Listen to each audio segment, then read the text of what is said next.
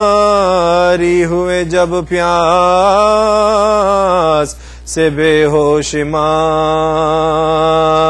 آخر الامر کیا پیاس میں رو کر یہ کلام، ایھا الناس میرے قتل پکھینچو نہ حسام، پیاسے شب و روز کے کام، پیاسے 3 شب و روز کے کام، اب کوئی پیاسوں میں باقی نہیں، میں تنہا ہوں، چاہو پانی دو مجھے چاہو نہ دو پیاسا، چاہو پانی دو مجھے چاہو نہ دو پیاسا ہوں، ابھی یہ کہنا چکا تھا پسرے شاہ نجف،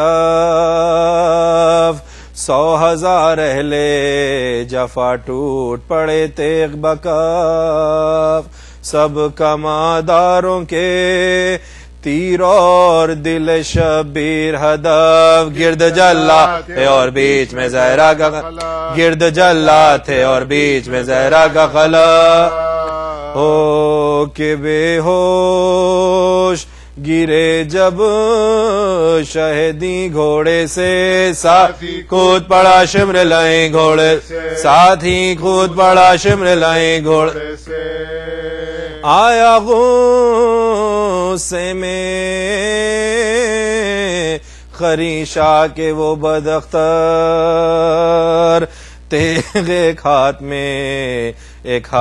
میں کھینچے خنجر، بے ادب نے جو یہ چاہا کہ چڑھے سینے پر، شاہ چپکے سے بولے کہ ٹھہر شمر ٹھہر، شاہ چپکے سے بولے کہ ٹھہر شمر ٹھہر، سن لے دنیا میں میرے بات تجھے رہنا ہے، تجھ سے کچھ اپنے یتیموں کے لیے کہنا، تجھ سے کچھ اپنے یتیموں کے لیے کہنا ہے، کہہ تو دوں آگے عمل اس پہ تو کر یا کہ نہ کر، شمر بولا کہ بھلا خیر کہو اے سرور، کہا شے نے میری گردن پر چلے جب خنجر، قبلہ رو لاش لٹا دینا اڑا کر جا، قبلہ رو لاش لٹا دینا اڑا کر جادا، اور اتنا تو میری روح پہ ایسا کرنا، دیکھ سیدانیوں کے سر کو ناوریاں کر، دیکھ سیدانیوں کے سر کو ناوریاں کرنا، قتل وارث ہوئے اب ان کے ستانے سے کیا،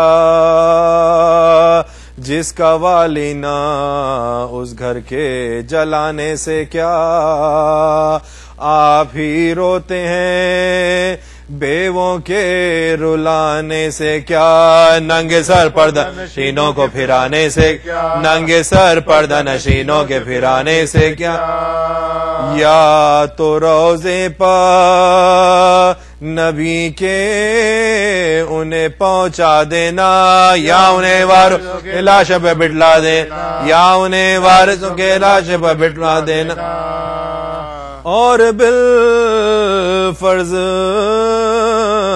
انہیں قید بھی تو کیجیو اگر، منہ چھپانے کے لیے دیجیو ایک ایک چادر، تیسرے فاقے سے ہے سب حرم خیر بشر، فاقہ وائیون سب کا برائے دعوی، فاقہ توڑوائیون سب کا برائے دعوی، پیاسے بچوں کو میرے پانی ذرا سا دینا، اور اگر پانی نہ دینا تو دلاسا دینا، اور اگر پانی نہ دینا تو دلاسا دینا، بیٹی ایک 3 برس کی ہے سکینہ میری،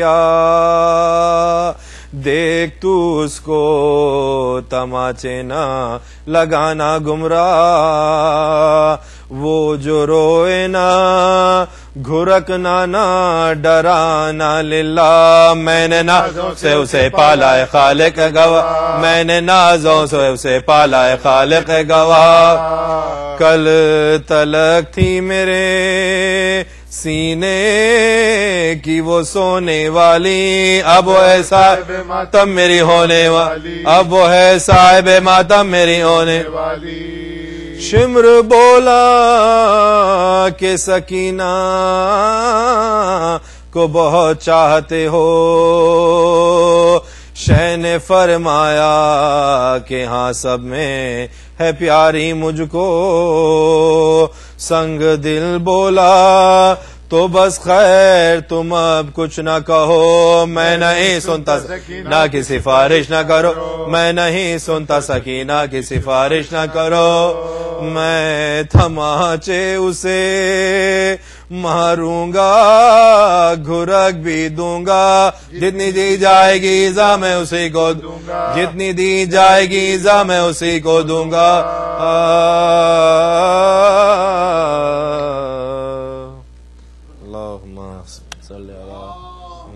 صلی علی محمد۔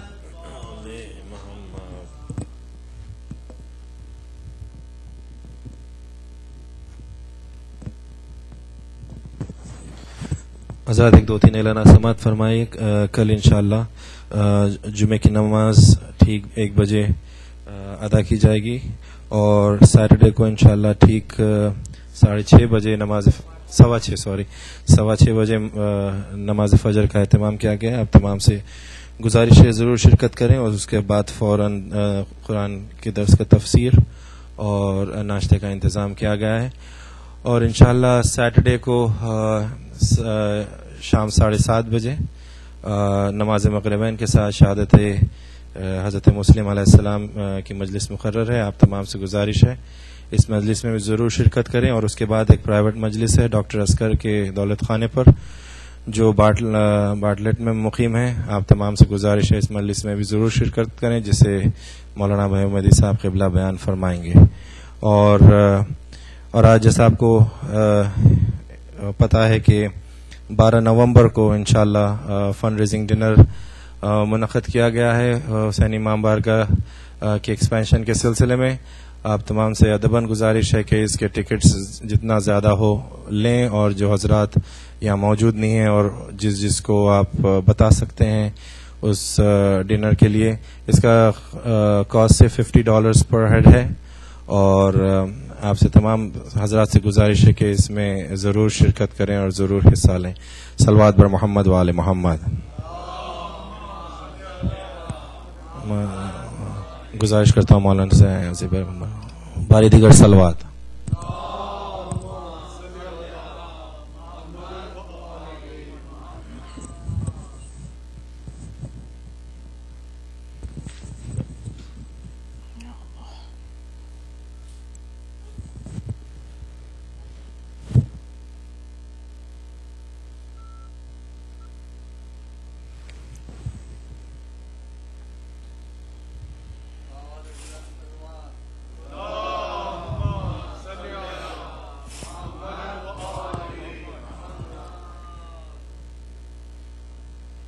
رحم اللہ من قرأ الفاتحة۔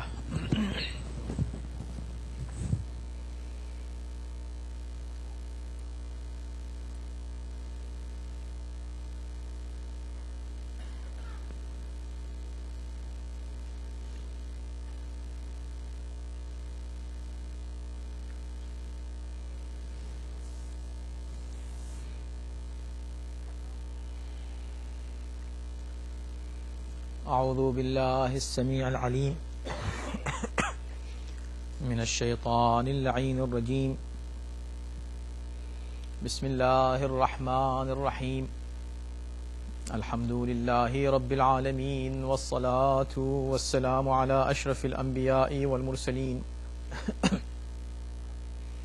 خاتم النبیین رحمت للعالمین، سیدنا و نبینا و شفیع ذنوبنا و طبیب نفوسنا ومطهر قلوبنا مولانا ابی القاسم محمد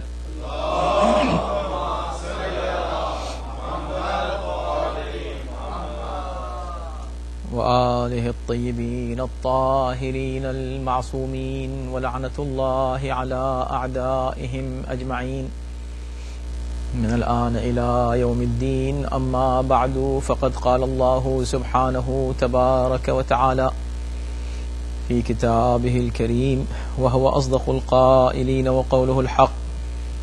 بسم الله الرحمن الرحيم. هل يستوي الذين يعلمون والذين لا يعلمون؟ صلوات.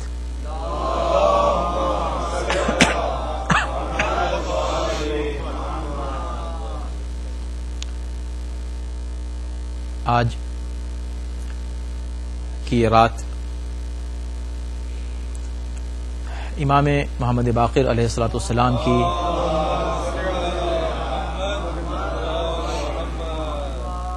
شہادت کی رات ہے، اور ظاہر ہے کہ ہمارے ہر امام کی خصوصیات ہیں. خصوصیات اس اعتبار سے ہیں کہ وقت اور زمانے میں انہیں اپنی کسی خاص صفت کے اظہار کا زیادہ موقع ملا، ورنہ ہمارے تمام ائمہ صفات اور کمالات میں اور عظمت اور رفعت و جلالت اور عصمت و علم میں برابر ہیں، اور کسی امام کا کسی دوسرے امام سے کوئی فرق نہیں ہے. پانچوں امام کی خصوصیات میں سے، بلکہ آپ یوں سمجھیں کہ ہر امام کی جو خصوصیات ہیں وہ اس کے القاب سے ظاہر ہیں. ہر امام کا ایک لقب ہے، اس لقب کو آپ کسی بھی امام کے لیے استعمال کر سکتے ہیں. ہر لقب کو، مثلا سجاد ہے، آپ لفظ سجاد ہر امام کے لیے استعمال کر سکتے ہیں، اس لیے کہ ہر امام بے پناہ سجدہ کرنے والا امام تھا.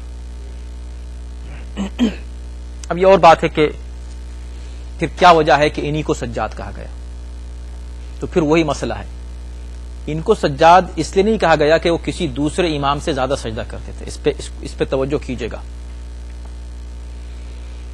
ایسا نہیں ہے کہ چوتھے امام کسی بھی امام سے زیادہ انہوں نے سجدے کیے ہیں.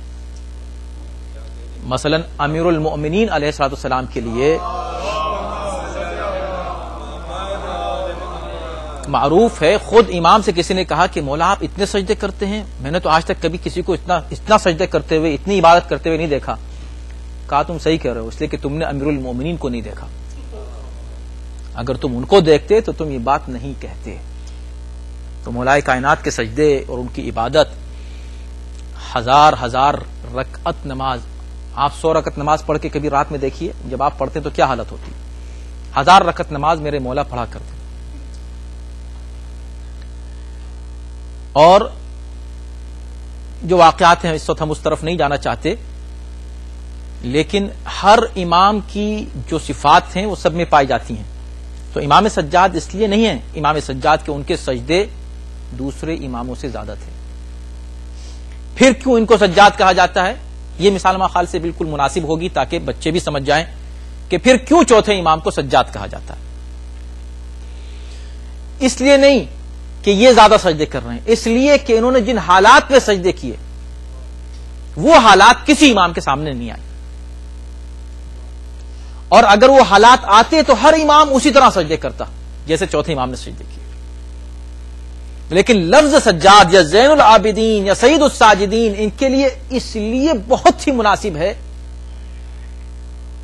کہ ٹھیک ہے امیر المومنین نے سجدے کیے، ٹھیک ہے امام حسین نے سجدہ کیا زیر خنجر، اس سے بڑا سجدہ اور کیا ہوگا. یہ سارے سجدے اپنی جگہ، لیکن شام غریبہ میں پوری رات سجدے میں رہنا اور صبح تک سجدے میں گزارنا، ہتھکڑیوں اور بیڑیوں کے باوجود سجدوں میں رہنا، ہر مصیبت پر صبر نہیں، سجدہ شکر کرنا. حالات تھے نا، ایسے حالات ان کے سامنے آئے تو ان حالات کو سجدوں میں حائل نہیں ہونے دیا، اس لیے سید الساجدین ہے. انسان عبادت کرتا ہے، کبھی موڈ نہیں ہو رہا عبادت کرنے کا، بہت زیادہ طبیعت خراب ہے، پریشان ہے انسان، زیادہ پریشانی میں بھی بہت زیادہ پریشان ہے، تو اس وقت بھی عبادت میں دل نہیں لگتا، جبکہ عبادت ہی سے دل مطمئن ہوتے. مگر امام نے بتا دیا کہ نہیں، جتنی پریشانی بڑھتی جا رہی ہے ہمارے سجدے اس میں کوئی کمی نہیں آ رہی ہے. اسی انداز سے پانچویں امام، اب اس پر آپ قیاس کر لیجیے ہر امام کے زمانے میں. مثلا صادق کہا، چھٹے امام کو صادق کہتے ہیں، امام جعفر صادق.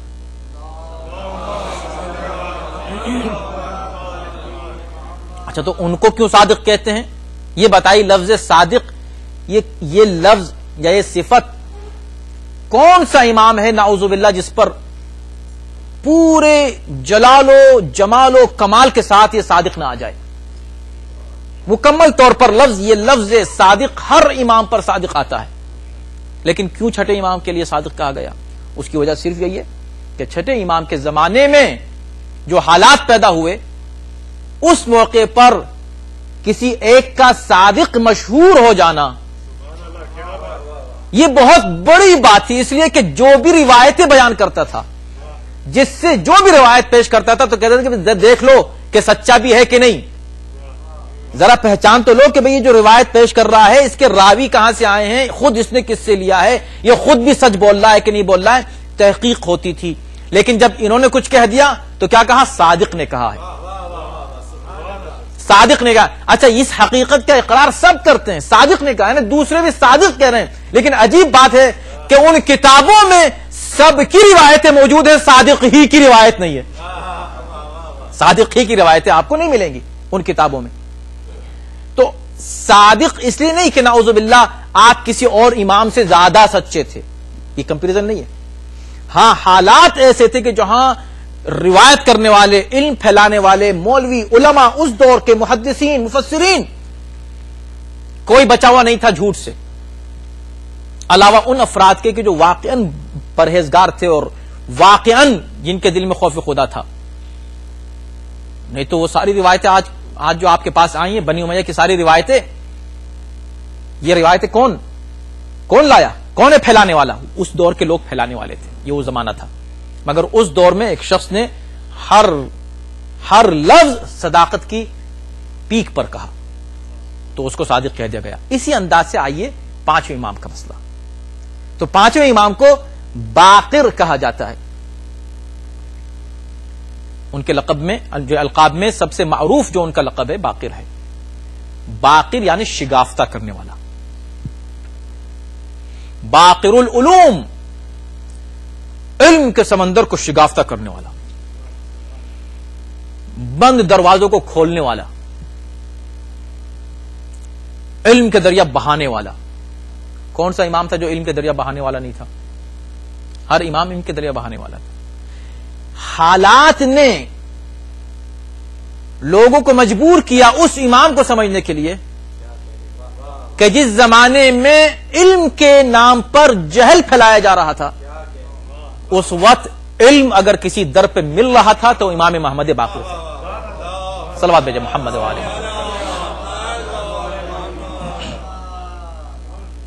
اگر کسی در پر کہیں علم نظر آ رہا تھا اس زمانے میں، حالانکہ وہ دور علماء کا دور کہا جاتا ہے، محدثین کا دور کہا جاتا ہے، اسی دور میں وہ بڑے بڑے مشہور جتنے بھی علماء اور محدثین ہیں وہ اس دور میں پیدا ہوئے. بلکہ عجیب بات ہے، پانچویں امام کے دور سے پہلے تک جو لوگ ابھر کے سامنے آتے تھے نا، لیڈرز، ان لیڈرز کو دوسرے خطابات دیے جاتے تھے، اور جو بالکل ٹاپ پہ ہوتا تھا اس کو خلیفہ کہا جاتا تھا. امام کسی کو نہیں کہا جاتا تھا. مگر پانچویں امام تک امامت اپنی اس پیک تک شہرت کی، عوام کے اعتبار سے معرفت کی اس منزل تک پہنچ چکی تھی کہ اب دشمن کو مجبور ہو کے یہ لفظ امام کا لقب بھی چھیننا پڑا، یا یہ کہوں کہ چھیننے کی کوشش کرنی پڑی. اچھا کرنے کی ضرورت بھی پیش آئی تو بالکل اسٹائل وہی رہا. بھئی جس سے خلافت لی گئی تھی، خلافت لینے والے بار بار کہہ یہی رہے تھے نا کہ اگر یہ نہ ہوتے تو ہم ہلاک ہو جاتے. اب امامت کے مقابلے پر جب امامت لائی گئی تو وہ بھی خود یہ کہہ رہے ہیں اگر وہ 2 سال نہ ہوتے جو میں نے ان کی بارگاہ میں گزارے تو میں ہلاک ہو جاتا. صلوات بھیجے محمد و آل محمد پر. توجہ ہے نا. تو امامت اسی دور میں ایک نیا سلسلہ امامت شروع ہوا اس نام سے, اس عنوان سے, اس ٹائٹل کے ساتھ. اور امام نے جس انداز سے دین کی تبلیغ کی اور علوم پھیلائے, اور ظاہر سی بات ہے کہ ہر امام ایک کے بعد ایک دوسرے امام کے لیے راہ ہموار کرتا رہا, حالات اس کے لیے ہموار کرتا رہا. مولا کائنات نے راہ ہموار کی امام حسن کے لیے, امام حسن نے راہ ہموار کی امام حسین کے لیے. کربلا ہو ہی نہیں سکتی تھی اگر امام حسن نہ ہوتے. امام حسن نے کربلا کے لیے زمین ہموار کی ہے. امام حسین اگر نہ ہوتے تو امام سجاد نے جس انداز سے تبلیغ کی اور دین کی حفاظت فرمائی وہ نہیں کر سکتے تھے. امام سجاد نہیں ہوتے تو امام باقر کو وہ ماحول نہیں ملتا جو دعاؤں کے ذریعے سے ایک ماحول کریٹ کیا امام سجاد نے. علم, علماء, طلاب علم کے لیے ایک ماحول کریٹ کیا کہ تاکہ اب جب باقر العلوم آئے تو اس کو مشکل نہ ہو علم پہنچانے میں. تو یہ حالات ہیں. اسی انداز سے پانچویں امام نے اگر محنت نہ کی ہوتی اور علوم کو اس انداز سے نہ پہنچایا ہوتا تو آج آپ کے فقہ جعفری نہ ہوتی. فقہ کیا ہے؟ جعفری ہے. پھیلائی کس نے ہے؟ پانچویں امام نے. ماحول انہوں نے جو ہے بنایا اور اس کے بعد اتنے شاگرد پھیلا دیے دنیا میں کہ جب امام جعفر صادق علیہ السلام تشریف لائے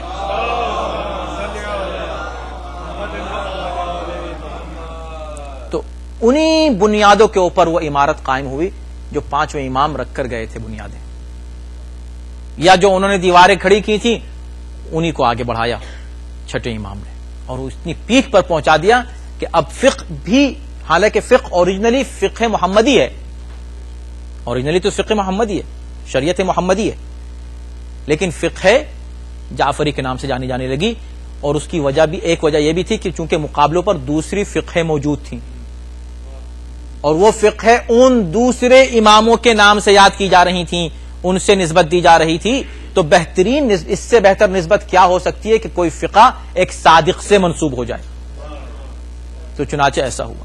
تو یہ حالات ہیں اور اس انداز سے ائمہ علیہ السلام کی زندگی کو آپ اس رخ سے دیکھیں اور تجزیہ کریں تو بات سمجھ میں آئے گی کہ ائمہ علیہ السلام نے اپنے اپنے دور میں کس انداز سے دین کو ہم تک پہنچایا, اور آج ہمارے پاس جو دین ہے کتنی قربانیوں کے بعد ہم تک پہنچا ہے اور کتنی ہم کو قربانی دینے کی ضرورت ہے دین کی خاطر. کوئی بھی ایسا مسئلہ, کوئی بھی ایسا کام آپ دیکھیں کہ ائمہ اطہار علیہ السلام کے لیے مشکل نہیں تھا کوئی زندگی کو اپنے لیے بہترین پر آسائش زندگی قرار دیتے. ان کے پاس کیا کمی تھی, کس چیز کی کمی تھی؟ لیکن تکلیف دہ حالات میں ہر امام اپنے دور میں اس دور کے کمزور ترین اور غریب ترین مومن کی زندگی کے مطابق, اس کی جو بھی طرز زندگی تھی اس کے مطابق اسی سطح پر امام اپنی زندگی گزار رہے تھے, ان سے بڑھ کر نہیں. یہ ائمہ علیہ السلام. کیوں؟ اس لیے کہ دین, اصل مقصد دین کی خدمت ہے. خیر ائمہ علیہ السلام ان کو تو اللہ نے پیدا ہی دین کی خدمت کے لیے کیا تھا. آپ ان کو دیکھیں کہ جو اماموں سے مربوط ہو گئے, منسلک ہو گئے, ان کی زندگی بھی ایسی تھی. دنیا کمانے کو منع نہیں کیا ہے. خود پانچویں امام کا واقعہ کتنا عجیب ہے, کتنا بڑا, اتنا عظیم الشان واقعہ ہے کہ امام ضعیفی کے عالم میں ہیں, زندگی کے آخری ایام ہیں, اور ایک شخص آتا ہے دیکھتا ہے کہ امام اپنے کھیت میں کام کر رہے ہیں اپنے ہاتھ سے, سخت ترین دھوپ ہے, شدید دھوپ ہے, اذیتناک دھوپ ہے, گرمی ہے, اور اس گرمی میں آپ کھیت میں کام کر رہے ہیں. کھیت میں کام کرتے ہوئے دیکھا ہے لوگوں کو؟ یہاں کام کرنا بہت آسان ہے, ایسی میں بیٹھ کر. کھیت میں کام کر رہے ہیں, وہ بھی گرمی میں, وہ بھی شدت کی دھوپ میں, وہ بھی عمر کے اس حصے میں. دیکھیں یہ ہے بیلنس. کہاں ایک طرف علم پھیلا رہے ہیں اور کہاں اگر کام کی منزل ہے تو کام کر رہے ہیں. تو کسی اس نے آ کر کہا کہ مولا یہ آپ اس طرح لفظ مولا نہیں کہا اس لیے کہ وہ شخص معرفت نہیں رکھتا تھا. جس انداز کا کی اس کی گفتگو ہے اس سے انداز ہوتا ہے کہ وہ شخص معرفت امام کی نہیں رکھتا تھا. اس نے اعتراض کیا. اس نے کہا کہ آپ اس عمر میں فرزند رسول ہو کر, فرزند رسول ہیں آپ, لوگ آپ کا احترام کرتے ہیں, اور آپ اس عمر میں اس وقت ان حالات میں دنیا میں اتنا لگے ہوئے کہ آپ نہ موسم دیکھ رہے ہیں, نہ حالات دیکھ رہے ہیں, نہ وقت دیکھ رہے ہیں, نہ آپ اپنی عمر دیکھ رہے ہیں, آپ اس میں لگے ہوئے ہیں. تو امام نے فرمایا ہاں, یہ میں اس میں اس لیے لگا ہوا ہوں تاکہ تجھ جیسوں کا محتاج نہ ہو جاؤں. یہ امام کا جواب تھا کہ تاکہ تجھ جیسے لوگوں کا میں محتاج نہ ہو جاؤں. بھی کام کروں گا تبھی تو پیسے ملیں گے, تبھی تو زندگی گزاروں گا, اور اگر میں اپنے لیے نہیں دوسروں کے لیے کر رہا ہوں, میری عمر مت دیکھو, میں جو کچھ کر رہا ہوں دوسروں کے لیے کر رہا ہوں. جس طرح دوسروں نے ہمارے لیے کیا ایسے ہم دوسروں کے لیے کر رہے ہیں. تو ایک طرف امام کا یہ پیغام, ایسا نہیں کہ دنیا مت کماؤ یا دنیا مت لو, یہ تو بالکل بیوقوفی کی بات ہے. بات کیا ہے کہ دنیا ہی مت لو, دنیا لیتے ہوئے تمہارے ہاتھ سے دین نہ نکل جائے. جب کمپیریزن ہو کہ ایک طرف دین ہے ایک طرف دنیا ہے, ٹھیک ہے دین میں تم کو تکلیف ہے, پریشانی ہے, اذیت ہے, مشکلات ہیں, وہ لطف نہیں آ رہا ہے, وہ مزہ نہیں آ رہا ہے, وہ تم کو فن محسوس نہیں ہو رہا ہے, کیونکہ دین ہے, تم کو دین کی خدمت کرنی ہے. اب تمہارا دل تڑپ رہا ہے کہ دوسرے تو بڑے مزے لے رہے ہیں تو میں بھی ذرا مزے لے لوں, لو مزے, لیکن اس مزے لینے میں دین ہاتھ سے نہ چلا جائے. پریفرنس دین کو دو, چاہے دنیا چلی جائے کوئی بات نہیں, دین کے لیے دنیا چلی جائے کوئی بات نہیں, مگر دنیا کے لیے دین نہ چلا جائے. یہ ایمان نے ہمیشہ ہمیں پیغام دیا. زندگی تو انسان کی گزر جاتی ہے, کتنے دن کی زندگی ہے, کیا فن, کس چیز کو آپ کہہ رہے ہیں فن, کس چیز کو کہہ رہے ہیں کہ بھائی ذرا اسلام نے تو ہر طرف پابندی ہی لگائی ہوئی ہے. کس چیز کی پابندی لگائی ہوئی ہے؟ کہا جدھر جائیے ادھر یہ مت کرو اور یہ مت کرو اور یہ مت کرو. ہم کو تو کوئی مزہ ہی نہیں آ رہا زندگی کا. تم کو مزہ اس لیے نہیں آ رہا ہے کہ تم کو دین کی معرفت نہیں ہے, ورنہ جو دیندار ہوتے ہیں جن کو دین کی معرفت ہے ان کو اسی میں مزہ آتا ہے کہ جب خدا نے کہا مت کرو اور وہ نہ کریں, اسی میں مزہ ہے. نہ صرف محرمات. آیت اللہ خمینی نے اپنے اس کتاب میں لکھا ہے, عظیم الشان, ظاہر ہے کہ وہ عارف تھے, وہ کہتے تھے کہ انسان اجتناب کرے نہ صرف محرمات سے اور مکروہات سے, حتی الحلال. بہت سے ایسے موقع ہوتے ہیں کہ آپ کو حلال سے بھی اجتناب کرنا پڑتا ہے, قربانی دینی پڑتی ہے کہ میں یہ حلال نہیں کروں گا, چاہے میرے لیے حلال ہے لیکن میں نہیں کرنا چاہتا. کیوں؟ اس لیے کہ اگر میں یہ حلال کرتا ہوں تو اس کا اثر منفی پڑے گا دین پر, مذہب پر, قوم پر, دوسروں پر. بہت سی چیزیں ایسی حلال ہیں دنیا میں, آپ کر سکتے ہیں وہ حلال چیزیں, بے شک کریں, لیکن اگر اس کے اثرات, اس حلال فعل حلال کے اثرات اگر منفی پڑ رہے ہوں, اگر اس کے کانسیکوینسز نگیٹو ہوں, اور آپ اس سے رک جائیں کہ میں یہ حلال ہے, میں تو نہیں کرنا چاہ رہا یہ حلال, یہ آپ کی قربانی ہو گئی, یہ قربانی ہوئی, پھر اللہ جو آپ کو دے گا یہ ہے دین, اس کو کہتے ہیں مذہب. ائمہ علیہ السلام کی زندگی کو اگر آپ دیکھیں اور اس پر نظر ڈالیں, نہ صرف وہ, انہوں نے اپنے اصحاب کو, اپنے ساتھیوں کو, اپنے دوستوں کو یہی چیزیں سکھائی ہیں, یہی بتایا ہے. ایسا نہیں کہ وہ نہیں کر سکتے تھے, ایسا نہیں کہ ان سے ہو نہیں سکتا تھا. لوگ ایسے حالات میں ان کو لے آتے تھے. ہشام ابن عبد الملک نے امام کو بلایا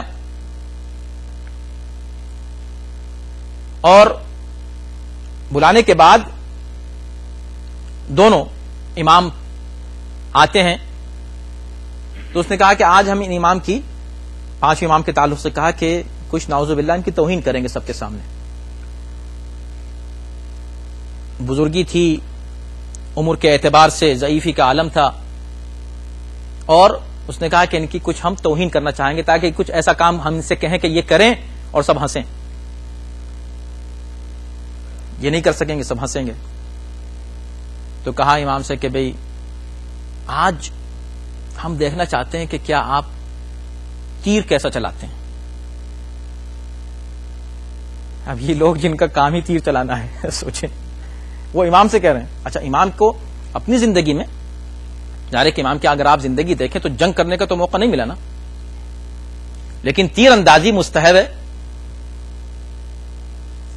یعنی اس سے ہٹ کر کہ وہ امام وقت تھے اور ان کو ہر علم ہر شے معلوم تھی، یہ دیوانے کہہ رہے ہیں کہ تم جو ہے جانتے ہو کہ نہیں، آپ جانتے ہیں کہ نہیں.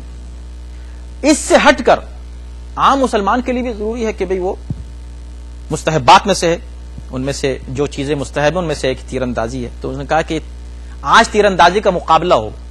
امام نے کہا بھی دیکھو میں تیر ویر نہیں چلاتا، سمجھے، میرا کام تیر چلانا نہیں ہے، تم مجھے معاف رکھو اس معاملے سے. کہا نہیں، آپ کو مقابلے میں شریک ہونا پڑے گا. بھئی میری عمر بھی نہیں رہی، تیر اندازی کے لیے جوانی چاہیے، ہاتھ چاہیے، بازو چاہیے، نشانہ چاہیے، کہ نہیں آپ کو آنا پڑے گا. ضد اس کا مقصد تو کچھ اور تھا نا، اس کا مقصد یہ نہیں تھا کہ یہ تیر اندازی میں شریک ہوں، بلکہ مقصد یہ تھا کہ نعوذ باللہ آپ کی توہین کی جائے. چنانچہ لوگوں نے ایک نشانہ رکھا گیا اور ایک کے بعد ایک نشانے باز آتے رہے اور تیر نشانے پر لگانے کی کوشش کرتے رہے، نشانے پہ کسی کا تیر لگا نہیں. امام کو بلایا گیا، امام آ گئے، بھائی مجھ کو نہیں، آپ کو کرنا پڑے گا، آج دیکھتے ہیں. امام نے ظاہر سی بات ہے کہنے کی ضرورت ہی نہیں، آپ سمجھ گئے کہ کیا ہوا ہوگا. امام نے تیر چلایا اور تیر اس انداز سے نشانے پر لگا کہ جیسے کسی نے جا کے رکھ دیا ہو. یہاں تک ایک روایت ہے، ایک اور روایت ہے، ایک روایت یہیں تک ہے. ایک دوسری روایت یہ ہے کہ جب لوگوں کو حیرت ہوئی کہ یہ کیا ہوا، ہم تو ان کی مذاق اڑانا چاہ رہے تھے، یہ تو الٹا ہو گیا، پریشان، سناٹا. ایسی کیفیت میں سناٹا ہو جاتا ہے، نہ واہ واہ اور نہ ہی ہنسی مذاق، نہ کوئی تعریف، اس لیے کہ دہشت میں سب ہیں، شوق ہو گئے سب کہ کیا ہوا. یہ بڑے بڑے تیر انداز یہاں موجود ہیں، جوان پہلوان، ان سے لگا نہیں، اور یہ ایک امام ہے ضعیفی کے عالم میں، دیکھیں انہوں نے تیر لگا دیا نشانے پر. تو جو دوسری روایت ہے وہ اس سے زیادہ عجیب ہے کہ جب لوگ اس شوق میں تھے، امام نے ایک اور تیر اٹھایا اور اس تیر کو لگایا، اور اس کو لگانے کے بعد جو اس تیر کو مارا تو یہ تیر اس پہلے تیر کی پشت میں جا کر لگا. پھر دوسرا اٹھایا، تیسرا، 7 تیر ایک کے بعد ایک تیر میں پیوست ہوتے رہے، تیر کے اندر پیوست ہوتے رہے. یہ ایک ایسا حیرت انگیز فعل تھا کہ جس کو سب یہی کہہ رہے تھے کہ یہ معجزے کے علاوہ کچھ ہو ہی نہیں سکتا. تو امام، ظاہر سی بات ہے کہ امام نے کہا کہ بھئی دیکھو تم نہ ہماری عمر دیکھا کرو اور نہ یہ دیکھو کہ ہم نے کبھی یہ کام کیا ہے کہ نہیں کیا. اس لیے کہ جب ہم کوئی کام کرتے ہیں پہلی ہی بار صحیح اس انداز سے کرتے ہیں کہ ہر ایک کو معجزہ ہی محسوس ہوتا ہے. محمد والے محمد صلوات.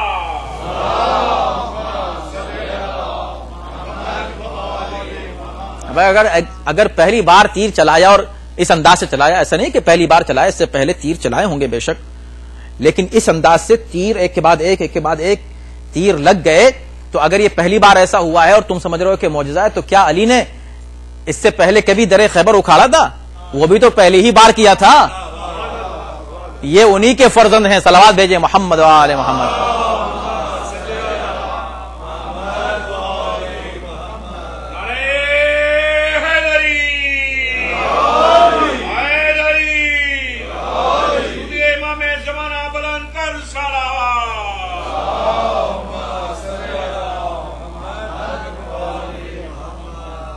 ائمہ علیہ الصلوۃ والسلام کی معرفت لوگوں کو ابھی بھی نہیں ہے، آج بھی ائمہ کی معرفت نہیں ہے. ائمہ کو سب عزت کی نگاہ سے دیکھتے ہیں، جتنے بھی مذاہب ہیں ان کو امام مانے یا نہیں مانے، لیکن عزت سب کرتے ہیں. اور کرنی پڑے گی کہ جن کو امام مانتے ہیں ان کے بھی استاد ہیں. وہ خود کہتے ہیں کہ اگر ہم ان کی خدمت نہ کر رہے ہوتے، 2 سال تک ان کے پاس نہیں آتے، تو ہم تو کچھ نہیں کر سکتے. تو عزت ہے سب جگہ، علم کی انتہا پر ہے میرے مولا میرے آقا. لیکن قربانیاں جس انداز کی دی ہیں، میں آپ کی خدمت میں عرض کرنا چاہ رہا ہوں کہ قربانیاں دی ہیں، زندگی کو اس انداز سے گزارا، ہمیشہ عتاب میں رہے دشمنوں کی اور بادشاہوں کی. بادشاہوں کی نظر ہمیشہ ان پر ظلم کے ساتھ رہتی تھی، مگر کبھی کسی معاملے میں کمپرومائز نہیں کیا. دین کے تعلق سے نہ اماموں نے نہ ائمہ علیہ السلام کے کسی صحابی نے یا صحابیہ نے، مرد ہو یا عورت، جو مؤمن اور مؤمنات تھے ان کی قربانیاں اپنی انتہا پر ہوتی تھیں. لیکن کچھ چیزیں ایسی ائمہ سکھا کر گئے ہیں ہمیں کہ جس سے یہ اندازہ ہوتا ہے کہ امام ہمیں ہماری تربیت کس انداز سے کرنا چاہتے ہیں اور ائمہ ہمیں کس رخ پہ لے جانا چاہتے ہیں. امام کو ستایا جا رہا تھا، اذیت دی جاتی تھی. بس گفتگو میں نے تمام کیا، زیادہ طولانی گفتگو نہیں ہے. ابھی تابوت اٹھے گا. سوچیں کہ جس امام کی پوری زندگی صرف دین کی خدمت میں گزری ہو. میں عرض کر رہا تھا کہ کہیں پر بھی آپ یہ نہیں دیکھیں گے کہ امام اس منزل پر پہنچ کر اگر چاہتے تو بہتر سے بہتر آسائش کی زندگی کا انتخاب کرتے. حکومت سے ٹکر لینے کی ضرورت ہی کیا تھی؟ لیکن ائمہ علیہ السلام کی زندگی جس انداز کی ہے اور جس انداز سے انہوں نے، ظاہر ہے کہ امام وقت ہیں، انہوں نے جس انداز سے اپنا کردار پیش کیا وہ ہمارے لیے آج مشعل راہ ہے. پوری تکلیف اور اذیت کے ساتھ زندگی گزاری. آخری لمحات میں بادشاہ وقت بار بار آپ کو اذیت دیتا ہے، بار بار آپ کو ستاتا ہے.